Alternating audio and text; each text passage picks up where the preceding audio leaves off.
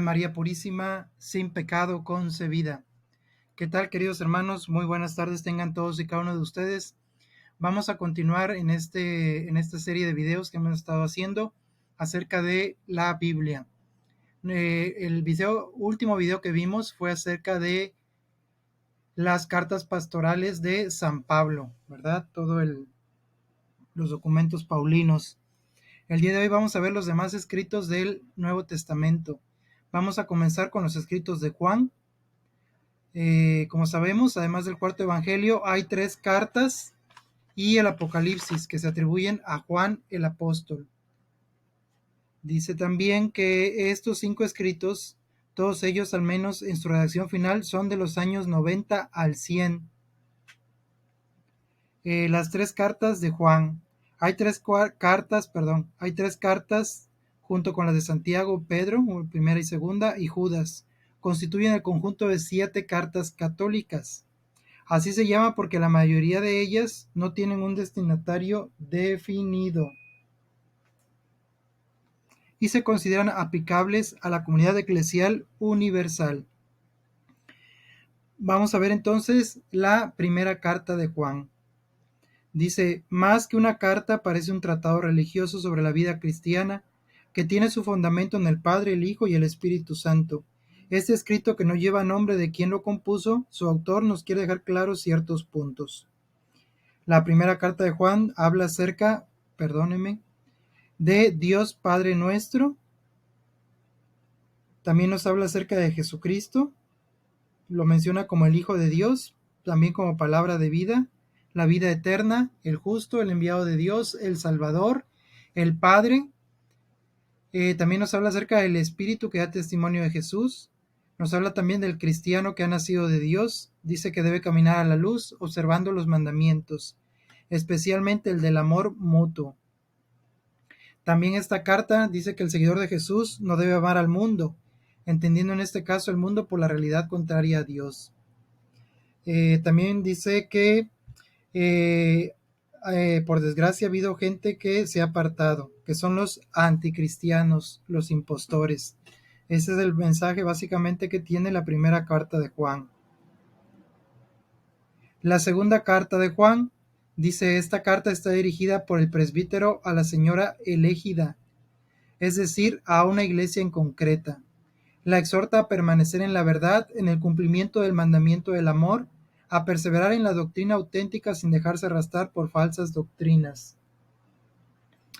Todo el que ve más allá de la enseñanza de Cristo y no pertenece en ella, no está con Dios.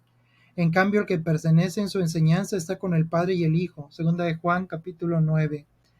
Y la tercera carta de Juan dice que el presbítero escribe a Gayo, dirigente fiel.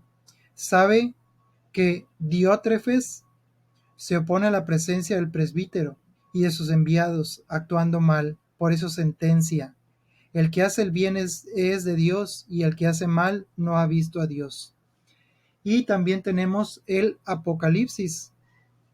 El Apocalipsis está dirigido a las comunidades cristianas de Asia Menor, que son perseguidas por reconocer la supremacía de Cristo sobre las pretensiones del Imperio Romano, llamada simbólicamente Babilonia. ¿Cuál es la naturaleza del libro? Este escrito pertenece al género apocalíptico, el género con el cual está escrito. Dice: aun cuando también mezclan los géneros proféticos y epistolar. Por pertenecer al género apocalíptico se nos presenta una lucha entre el bien y el mal. Las fuerzas del bien, representadas fundamentalmente por Jesús y su Padre Dios, y todos los que se adhieren a él, vencerán definitivamente, y en esa victoria participará el cosmos entero. Esta lucha viene presentada por una serie de simbolismos que, según nuestra mentalidad, puede parecernos bastante lejanos.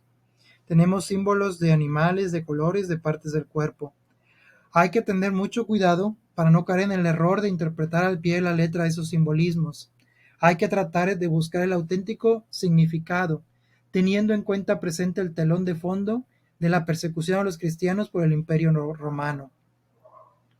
Dice que el Apocalipsis es un libro de esperanza en medio de la prueba.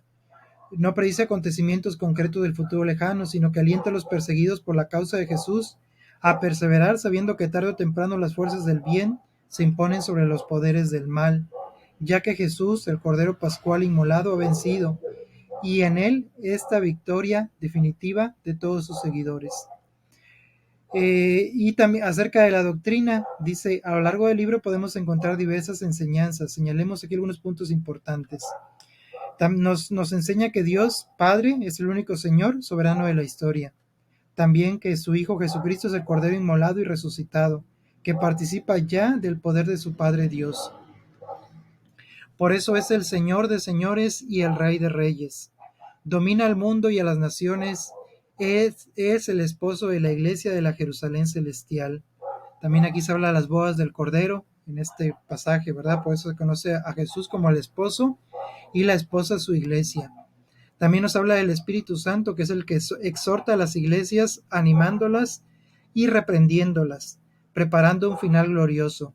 Las iglesias deben saber escuchar la voz del Espíritu, convirtiéndose y purificándose constantemente. Por ejemplo, a la comunidad de Éfeso la llama a la conversión. Recuerda pues de dónde has caído, conviértete y recupera tu conducta primera. Si no te conviertes, vendré a ti y quitaré tu candelabro de su lugar. Las iglesias están llamadas a entender su hora en su lucha constante contra las fuerzas imperialistas del mal, ante las que sufren persecución. Y con esto tenemos los escritos de Juan, el discípulo de Jesús, el discípulo amado, ¿verdad? Se dice también que el libro del Apocalipsis, Juan lo escribe, ¿verdad? Preso en una isla, en cautiverio. Es ahí cuando tiene esas visiones que fueron escritas en el libro del Apocalipsis. Y bueno, queridos hermanos, por aquí vamos a dejar el día de hoy. Ya vimos los libros del profeta, perdón, del discípulo Juan, discípulo amado, y nos vamos a ver en el próximo los restantes escritos. Pues bueno, queridos hermanos, los invito a seguir, ya estamos por terminar y espero en Dios pronto ya empezar un nuevo tema. Paz y bien para todos, gracias a Dios.